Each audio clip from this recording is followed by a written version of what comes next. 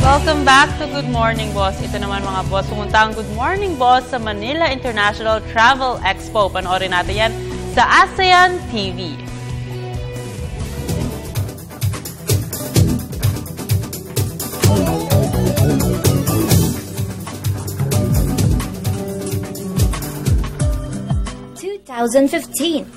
A Visit Philippines Year. Ang layo ng Department of Tourism sa pagsasagawa ng Manila International Travel Expo mula kahapon hanggang bukas sa EZMEX Convention Center, Pasay City. Isang malaking pagkakataon ito upang mas maipakilala pa ang mga kahangahangang tourist destinations sa bansa. It's part of the collaboration of shows here in the Hotel Supplier Show.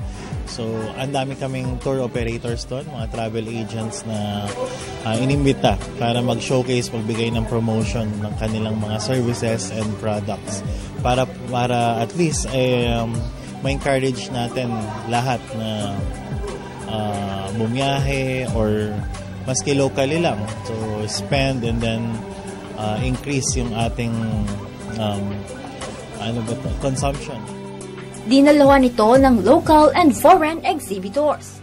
We are very competitive in terms of services and facilities. As you know, we have lots of hotels popping up, not just in Metro Manila, but also in Cebu and in Davao. It offers unique activities.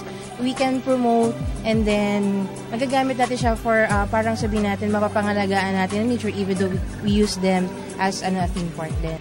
Inaasahang sa pamamagitan nito ay mas uusbong ang ekonomiya ng bansa bilang ang turismo ay mahalagang pundasyon ng mga trabaho at iba't ibang oportunidad para sa mga Pilipino.